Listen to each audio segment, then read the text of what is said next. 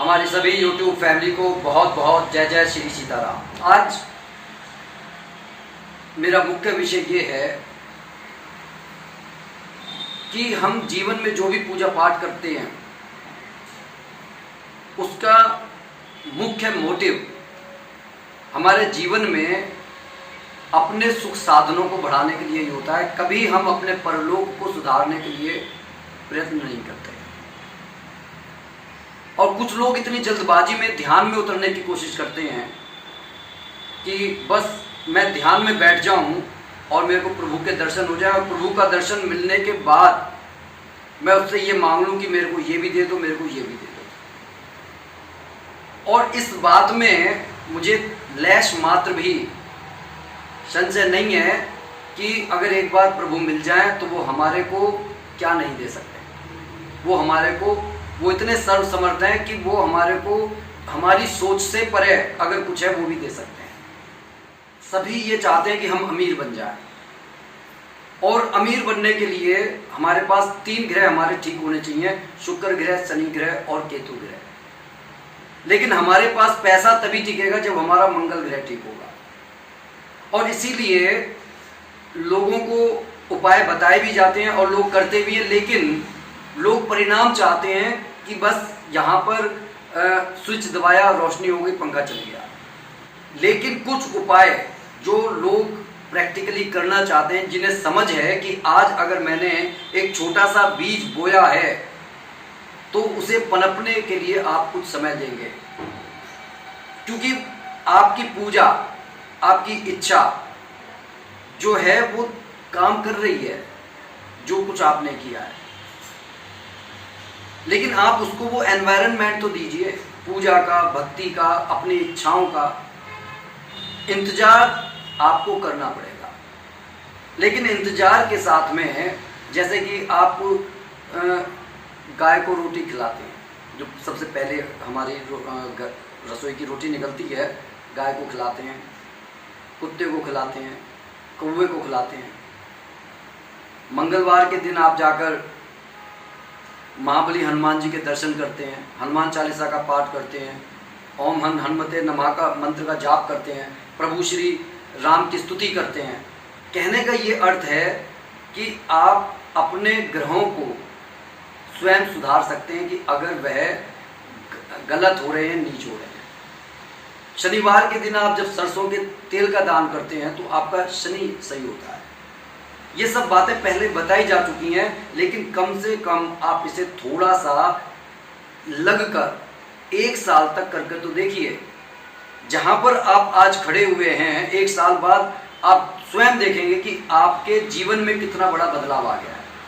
और बदलाव हमेशा धीरे धीरे कर आते हैं। जो व्यक्ति एकदम से जिम में जाकर 3-4 घंटे मेहनत कर लेगा, अगले दिन उससे उठा नहीं जाएगा।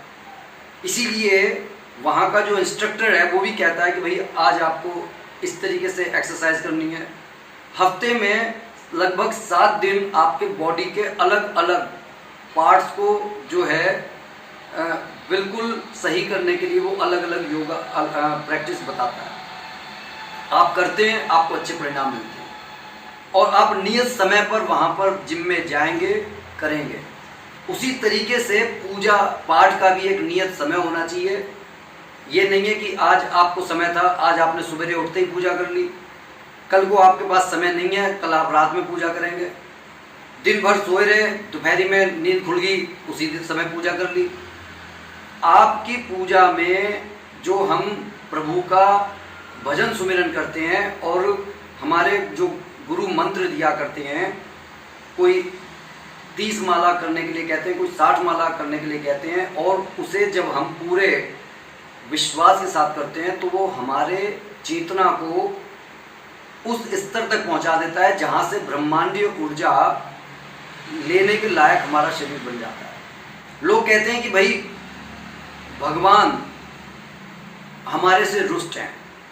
भगवान कभी किसी से रुष्ट नहीं होते, सिर्फ हम अपने कर्मों में बंधे हुए हैं, उसी का हम सुख दुख भोग रहे हैं। भगवान के स्नेह की बारिश तो हर समय हो रही है।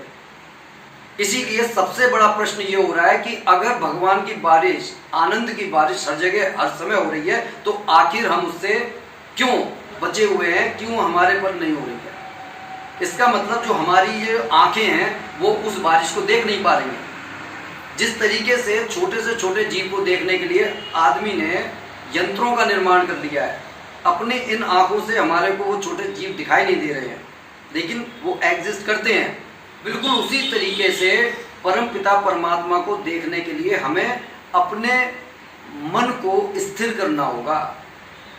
उस समय जब वो ईश्वर चाहेंगे वो स्वयं हमारे सामने प्रकट होंगे, उन्हें इन आंखों से इस तरीके से देखा नहीं जा सकता।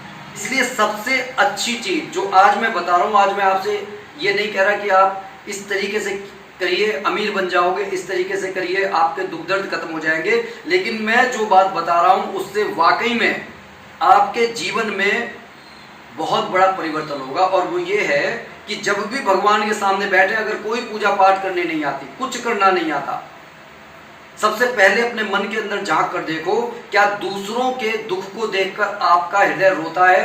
अगर रोता है, इस प्रश्न का उत्तर अगर हाँ है, तो आपको परमात्मा की प्राप्ति 100% हो जाएगी। लेकिन अगर दूसरे के दुख को देखकर आप खुशी महसूस करते हो, तो आपको बदलने की जरूरत है।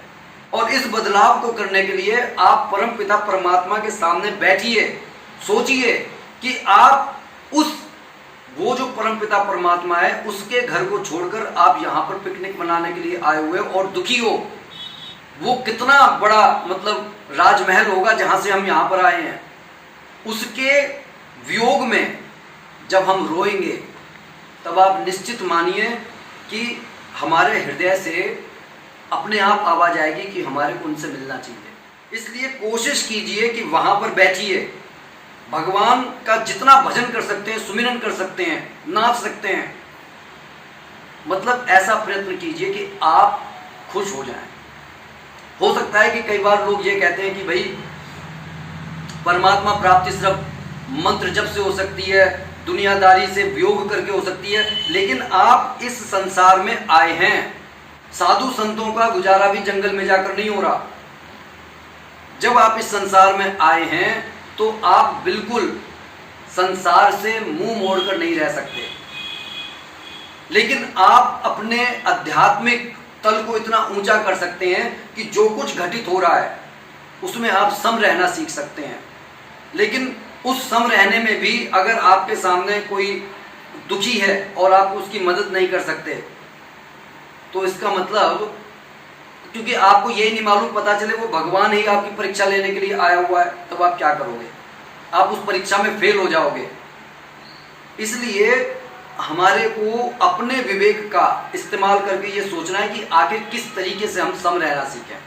सम रहने का ये अर्थ है, किसी ने मेरे साथ अगर बुरा कर दिया है तो मेरे मन में उसके लिए बस ये ख्याल आए वो सुखी रहे, और परमात्मा से हम ये कहें कि भाई वो बच्चा है, नादान है, उसे समझ में ही नहीं आ रहा कि ये संसार तो जो है क्षणिक है, असली यात्रा तो आपके धाम पर पहुंचकर समाप्त होनी है। तो कहने का ये अर्थ है कि भजन और सुमिरन जितना कर सकते हैं उतना कीजिए जब समय मिले, क्योंकि ऐसा नहीं है कि 24 घंटे हम दुनियादारी के काम में लगे रहते हैं। क्योंकि हकीकत तो ये है कि जो लोग नौकरी पर जाते हैं वो भी 7-8 घंटे की ड्यूटी करते हैं, बाकी वो भी लबबाजी में गुजारते हैं। तो इसलिए हमारे को प्रयत्न करना चाहिए जब समय मिले, 15 मिनट का समय मिलता है, 15 मिनट भगवान का नाम लो, भजन करो। कोई प्यारा सा भजन अगर आता है, हे बजरंग बली मेरी नाव चली, जरा बल्ली कृपा की लगा देना, और भी बहुत प्यारे प्यारे भजन हैं। मेरा आपकी दया से सब काम चल रहा है, करते हो तुम कन्हैया, मेरा नाम हो रहा है। आप वहाँ पर बैठकर उसमें रस लेने की कोशिश कीजिए, आपके जीवन में बदलाव आएगा। अच्छी अच्छी कविताएं लिखने की कोशिश कीजिए भगवान के सामने बैठकर। तो कहने का ये अर्थ है कि देखिए, दुनियादारी में सरवाइव करने के लिए जितना पैसे की जरूरत है, उतना हमारे दिमाग को शांत रखने की भी जरूरत है। हर वक्त इतना उत्साह के साथ काम भी नहीं करना। आप 24 घंटे अगर इतना उतावले हैं कि मैं ये भी कर लूँ, मैं वो भी कर लूँ, आप मतलब ऐसे हो जाएंगे बिल्कुल जैसे फ्रस्ट्रेटेड आदमी होता है। इसलिए कोशिश हमारे को, भगवान श्री कृष्ण भी कहते हैं कि सम रहिए, दुनियादारी के कामों को करते हुए, भगवान का भजन करते हुए आप सुख की नींद भी लीजिए। इतनी ज़्यादा नींद भी मत लीजिए कि उसके बाद में आलस से आ जाए। इतनी कम नींद भी मत लीजिए कि दिमाग थका थका सा महसूस करे। इतना ज़्यादा दिमाग को वजन भी मत दीजिए कि उसके बाद में ये हैंग कर जाए। इससे इतना कम काम भी मत लीजिए कि इसे मतलब हर जगह माया मोह नजर आने लगे। क्योंकि सारी कहानी ये है कि इस संसार के सामानों का इस्तेमाल करके इस संसार में रहते हुए हमें भगवान का भजन सुमिरन इस तरीके से करना है जिस तरीके से एक फूल को अगर जल में डाल दिया जाए तो वो उसका कुछ नहीं लेता, उसके ऊपर तैरता रहता है। बिल्कुल उसी तरीके से हमें इस संसार में रहते हुए इस तरीके से रहना है कि भाई दुनिया पर हम बोझ ना बने। तो अगर आप इस तरीके से अपना जीवन बना सकते हैं, दुनियादारी में अपना कुछ कंट्रीब्यूशन दे सकते हैं तो आप दीजिए, क्योंकि अंत में सिर्फ और सिर्फ ये भजन सुमिरन काम आएगा। लेकिन जब तक इस संसार में रह रहे हैं तो हमारे पास पड़ोस के लोगों के अगर दुख में हम शरीक नहीं होते, क्योंकि देखिए सुख में तो हम शरीक होते ही होते हैं, कोई हमारे को निमंत्रण देकर जाएगा हम तुरंत पहुंच जाते हैं, तो दुख में तो बिना कहे शरीक होना चाहिए। तो क्योंकि हमारे को नहीं मालूम कि यहाँ इस संसार में हमारे को कितना जीवन काटना है, ये तो सिर्फ परमात्मा जानते हैं। लेकिन इसका ये अर्थ नहीं है कि हम जो है उसका नाम ना लें, उल्टे सीधे काम करें, उल्टा सीधा खाएं और उसके बाद में बीमार पड़ जाएं, फिर डॉक्टर के पास जाएं, बस हमारे जीवन में यही होता रहे, तो उसका कोई औचित्य नहीं है। अपने आप को स्वस्थ रखते हुए, जन कल्याण के काम करते हुए, भगवान के लिए, भगवान का नाम लेने के लिए हम जीवन जिएं, तो आप ये पाएंगे कि हमारे जीवन में आमूलचूल परिवर्तन हो रहा है और लोग उससे प्रभावित हो रहे हैं। क्योंकि लोगों को ज़्यादा प्रभावित क्या करता है कि भाई उसने बहुत अच्छे कपड़े पहन रखे हैं, वो नाच कर रहा है, गाना कर रहा है, खर्च कर रहा है, आज यहाँ चला गया, कल वहाँ चला गया।